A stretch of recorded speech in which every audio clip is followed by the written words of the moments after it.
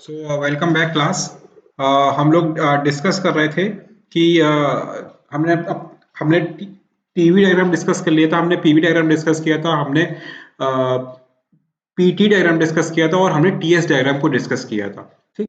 तो अब मैं यहाँ पर एक छोटा सा आपको डेरिवेशन दिखाना चाहता हूँ कि देखिए क्या हो रहा है कि अगर यहाँ पर टीएस डायग्राम बना हो, मान लीजिए। ठीक। TS diagram. ठीक, एक ही प्रेशर पे मैं टीएस डायग्राम लेके चल रहा हूँ, कुछ इस तरह बना हुआ है। ठीक। This is your state number 3, this is your state number suppose करिए 1। ठीक, and this is your state number 2। ठीक, ये आपकी स्टेट है। ठीक। अच्छा, यहाँ पर क्या है कि यहाँ पर हमारा ये फ्लूइड है, यहाँ तक हम जानते हैं हमारा फ्लूइड है। यहाँ के बाद हमारा गैस है, क्यों? क्योंकि this is liquid region, this is liquid plus vapour region and this is the vapour region, ये हम जानते हैं यहाँ तक। ठीक। अब अगर आपसे पूछा जाए कि I want to find out what is the property at point number 3, या what is the properties at point number 1, या what is the property at point number 2, अगर आपसे पूछा जाए कि ये आपसे पूछा जाए तो आप कैसे फाइंड आउट करेंगे, इस बारे में हम थोड़ा सा आज डिस्कस करेंगे। ठीक।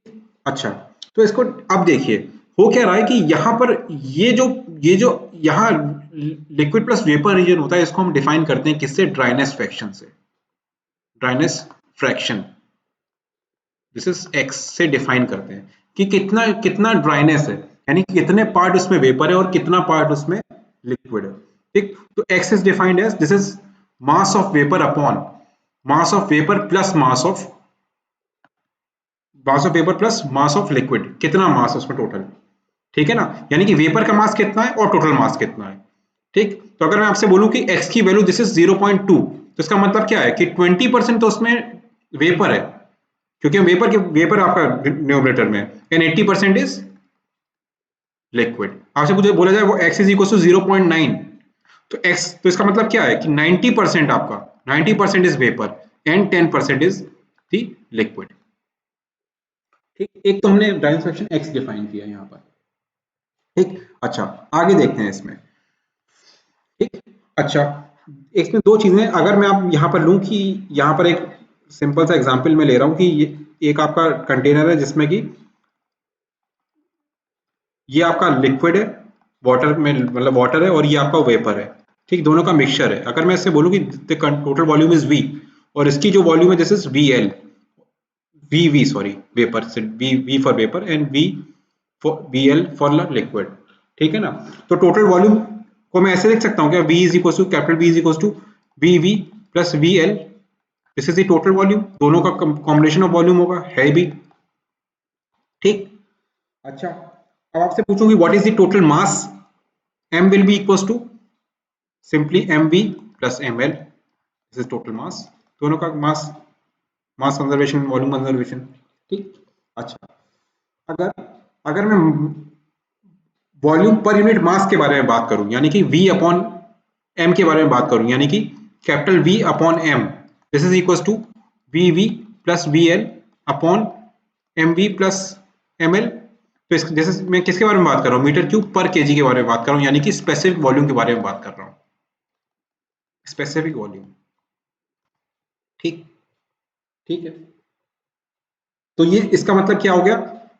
तो मैं क्या, अगर मैं तो मैं बोलूँ कि स्मॉल v, मतलब कि अब स्पेसिफिक वॉल्यूम होगा small v, this is equal to capital V upon M V plus M L. इसको मैं ऐसे लिख सकता हूँ बिल्कुल, कोई दिक्कत नहीं है। ठीक। अच्छा, सेपरेटली अगर मैं हर उसको लिखना चाहूँ, वी वी, यानी कि स्मॉल v अपॉन v, यानी कि specific volume of vapour, this will be equal to capital V upon v, ठीक, upon M we.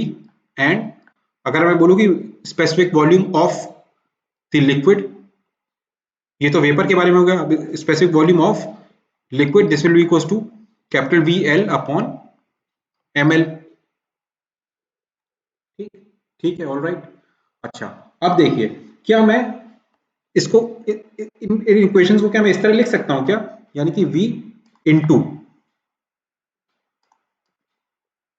M V plus M L, यानी कि दिस इज कैपिटल V, ये तो आपका पूरा कैपिटल V हो गया। ठीक, this is equal to V V, this is equal to, multiply कर लीजिए अंदर v v into M B plus V L into M L. सीधे सीधे क्या हो रहा है, ये मैं कैपिटल, अगर मैं बोलूं कि जो हमारी टोटल वॉल्यूम है, इसको मैं स्पेसिफिक वॉल्यूम इंटू दोनों के मास से मल्टीप्लाई करता हूं, तो उसके मतलब इंडिविजुअल भी तो दोनों का मल्टीप्लिकेशन ही होगा वो, यानी कि लिक्विड की स्पेसिफिक वॉल्यूम इंटू मास की specific volume into mass of, sorry, vapour का स्पेसिफिक वॉल्यूम इंटू वेपर का मास प्लस लिक्विड की स्पेसिफिक वॉल्यूम इंटू लिक्विड का मास, तो ये टोटल वॉल्यूम ही तो होगा। ठीक है ना? ठीक है। अच्छा, तो यहां से मैं बोलूं कि the specific volume V this will be equal to V B M B plus V L into M L, ये स्मॉल वी हैं सारे, upon M B plus M L. ठीक, ठीक है। क्या मैं इसको ऐसे लिख सकता हूँ, this is equal to V V, this is equal to V V M B upon M B plus M L plus V L M L upon M B plus M L. ठीक। अच्छा, अभी हम जानते हैं कि M V upon M B plus M L is X, यानी कि dryness fraction, तो this V will be equal to V V into X plus this is equal to V L into one minus X. इसको आप देखिएगा, अगर solve करेंगे तो ये आपका वन माइनस एक्स ही आएगा इसको। ठीक है ना? कैसे करेंगे, आपको अगर देखना है, अगर चेक करना है तो वन माइनस एक्स की वैल्यू रखेगा, M B upon M B plus M L into V L करिएगा तो ये यही आएगा। ठीक, ये आया। तो यहां से हमारा v कितना है, this is equal to V V V. अब देखिए वी वी, इसको चाहे तो आप पूरा लिख लीजिए भी, ऐसे करते हैं अगर इसको V V into X plus V L minus V L into X. ठीक। अच्छा, इसको हम इसको अगर हम इसको इस तरह लिखें, this is equal to V, this will be equal to X, यहां से कॉमन लीजिए तो ये V V minus V L plus V L. ठीक, हमने यहां से एक्स कॉमन ले लिया। अब देखिए इधर, अब जरा मैं आपको थोड़ा सा स्टीम टेबल के बारे में बताना चाह रहा था कि हमने यहाँ पर जैसे ये बनाया था, ये आपका टीएस डायग्राम था, देखिए this is your TS diagram. ठीक, this is your fluid and this is your gas. ठीक, तो जहां पर हम वीएल के बारे में बात कर रहे हैं, ये वीएल, तो वीएल क्या है, दिस इज योर वीएफ, यानी कि वॉल्यूम वीएफ है, तो this is equal to X times of V. और जहां पर हम वी वेपर के बारे में बात करें, दिस इज वी जी, क्योंकि वो गैस है, तो इसको हम ऐसे लिख सकते हैं क्या, we G minus V F plus again V L is V F. ठीक है ना? अच्छा, तो हम इसको ऐसे लिख सकते हैं V F plus X times of V F G, this is equal to V, तो ये आपका वॉल्यूम निकल के आएगा। ठीक, where V F G is equal to V G minus V F, where. ठीक है ना? तो जहां पर हम जी के बारे में, जहां पर हम वी के वेपर के बारे में बात करें, तो दिस मीन्स गैस की वॉल्यूम, जहां पर हम लिक्विड के बारे में बात करें विच मीन्स दी फ्लूइड की वॉल्यूम, तो इसको हम वीएफ लिखते हैं। ठीक है, स्टीम टेबल में इसको वीएफ से डिनोट किया जाता है, plus X times of VF G. तो कुछ नहीं है यार, ये सब सिर्फ डेरिवेशन जस्ट आपको बताने का तरीका है, कुछ नहीं किया है इसमें। हमने टोटल वॉल्यूम को मल्टीप्लाई किया उसके टोटल मास से, फिर इंडिविजुअल दोनों का इंडिविजुअल मास का सम किया, फिर क्योंकि हमने एक एक्स टर्म को डिफाइन कर रखा था, तो हम उसको एक्स के टर्म्स में लेकर आए, तो हमने उसको यहाँ पर एक्स के टर्म्स में लेकर आए, और ये वन माइनस एक्स के टर्म्स में आया। ठीक, अब जब डायनेमिक फ्रैक्शन के टर्म में आ गया है, उसके बाद हमने क्या किया, सिंपली उसको जहां पर वेपर था वहां पे हमने उसको गैस से रिप्लेस किया, और जहां पे लिक्विड था वहां पे हमने वीएफ से रिप्लेस किया, क्योंकि स्टीम टेबल हमारा वीजी और वीएफ में ही डिफाइंड है, वहां पर उस तरह लिखी हुई है। मैं देखना सिखाऊंगा कैसे स्टीम टेबल देखा जाता है। सिंपली अभी ये जानिए कि अगर आपसे पूछा जाए कि व्हाट इज, अब देखिए, अब आपसे पूछूं कि आप मुझे इस पॉइंट का स्पेसिफिक वॉल्यूम जाननी है अगर, ठीक, तो कैसे जानेंगे, हमको यहाँ का टेम्परेचर पता होगा, ठीक, हमको यहाँ का प्रेशर पता होगा, और हमको इसका एक्स मालूम होना चाहिए, यानी कितना ड्राइनेस फ्रैक्शन है ये हमको मालूम होना चाहिए।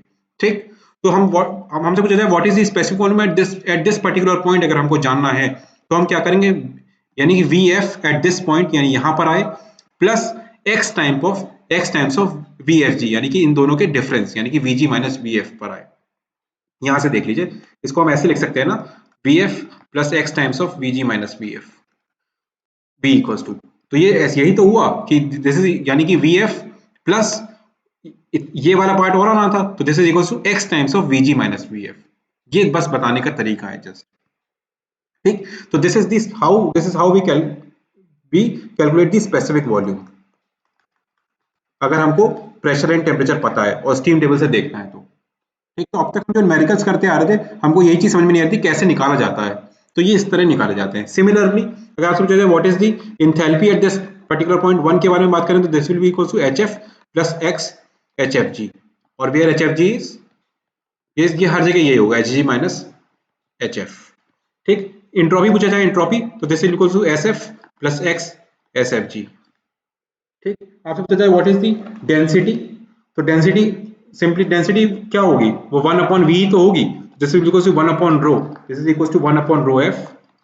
डेंसिटी नहीं मिलती है हमको उसमें स्टीम टेबल में, लेकिन हम अगर हमको वो पता है तो स्पेसिफिक वॉल्यूम, तो हम उसको उससे निकाल सकते हैं स्पेसिफिक वॉल्यूम से। स्पेसिफिक वॉल्यूम को सीधे सिंपली अगर आपने उसका रेसिप्रोकल कर दिया तो वो उसकी डेंसिटी हो जाएगी,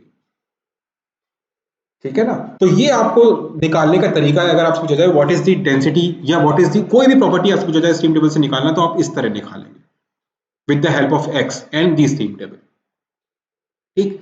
अच्छा, तो अब देखते हैं, अब जरा बात करते हैं इसके थोड़े फॉर्मूले के बारे में बात करें।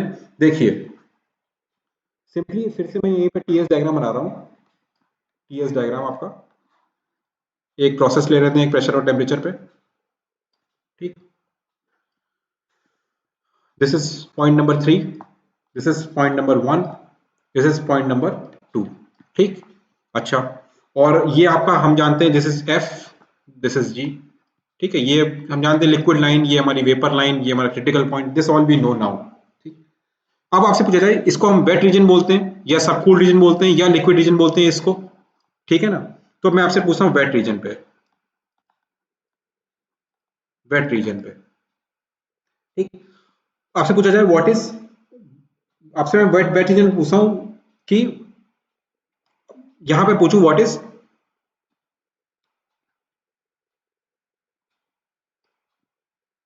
H, what will be the H3, ठीक है ना। तो दिस विल बी, नहीं सॉरी सॉरी सॉरी, मैं आपसे पूछ रहा हूं कि मुझे अब यहां पर बताना है कि what is H1, what is H1, यहां पे मुझे यहां पर आना है, तो मैं H1 पे कैसे आऊंगा, this is HF plus X times of HFG, ठीक। अब आपसे पूछा जाए व्हाट इज S1, यानी 1 पॉइंट पे S1, तो दिस सिंपली वही S1 plus X times of SFG, ठीक है ना।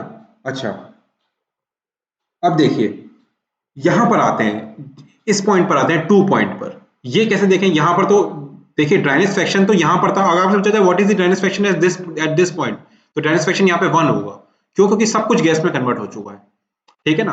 अच्छा, तो जरा सुपर हीटेड रीजन में आते हैं, सुपर हीटेड रीजन में,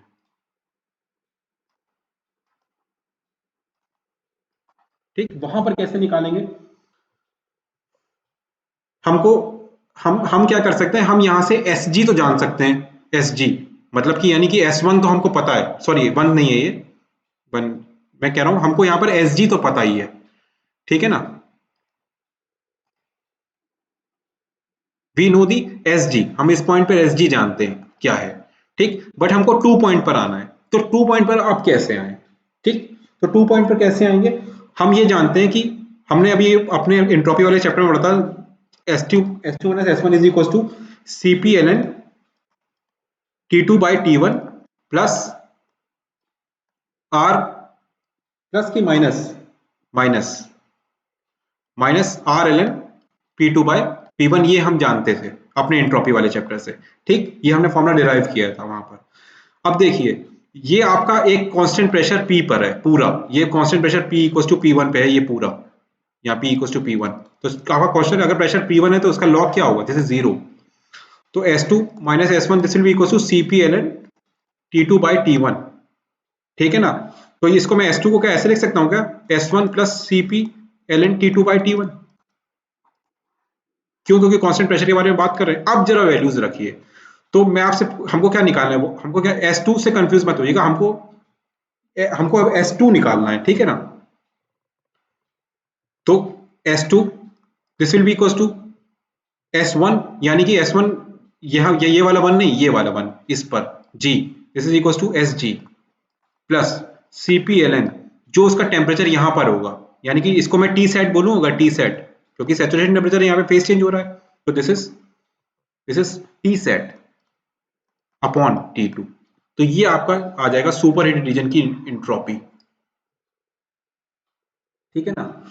ये आपकी सुपर हीटेड रीजन की इंट्रोपी आ जाएगी, ठीक। अच्छा, आपसे पूछें कि 2 पॉइंट की वो क्या होगी, 2 पॉइंट की इंथैल्पी क्या होगी। अगर आप सोचते हैं what is the enthalpy at 2 point H2, ठीक, तो क्या मैं इसको ऐसे लिख सकता हूँ H2 माइनस Hg, मतलब कि ये देखिए इधर 2 पॉइंट की मुझसे इंथैल्पी पूछी जा रही है, तो H2 माइनस Hg, यानी ये यहां तक तो हम जानते ही ना, इस पॉइंट को तो जानते ही है, तो H2 minus Hg will be equal to Cp, this is equal to Cp ln T2 minus T sat, क्योंकि सैचुरेशन टेम्परेचर है।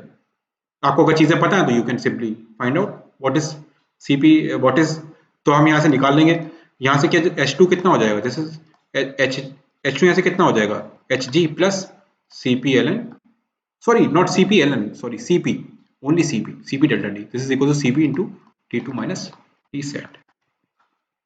तो यहाँ पर आपने निकालना सीखा क्या, इंट्रॉपी। अगर आपसे वहां पर सुपर हीटेड रीजन में पूछा जाए तो कैसे इंट्रॉपी निकालते हैं, तो कैसे एंथैल्पी निकालते हैं। अगर वेट रीजन में पूछा जाए तो इस तरह निकाला जाएगा, ठीक है ना। तो दोनों आपको हर रीजन में निकालना आना चाहिए, ठीक है।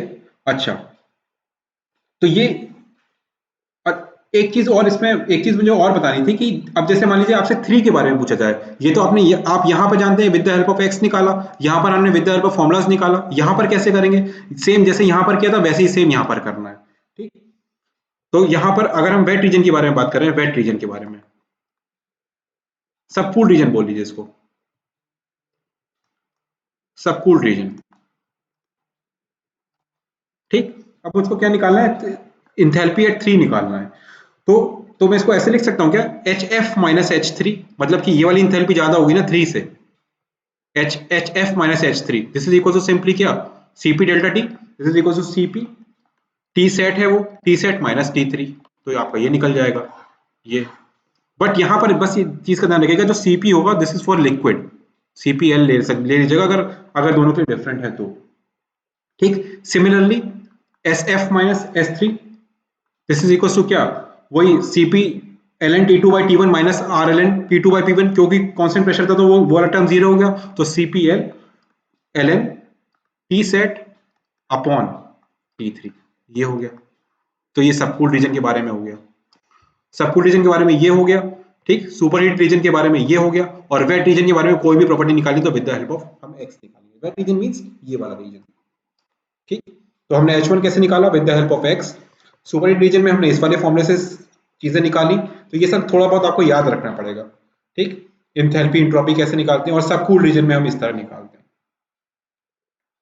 तो ये आपका अब तक था कि कैसे आपको अगर कोई वैल्यू पूछी जाए तो आप कैसे निकालेंगे। अच्छा, एक चीज और मुझे बतानी थी कि HFG जो होता है, ठीक, HFG यानी कि Hg minus HF, this is known as the latent heat, ये लेटेंट हीट ही है एक्चुअल में, देखिए क्यों, क्योंकि आप कितनी इंथैल्पी, वो दोनों के इंथैल्पी डिफरेंस ही तो निकाल रहे हो आप, कि G माइनस F, तो this is nothing but the latent heat,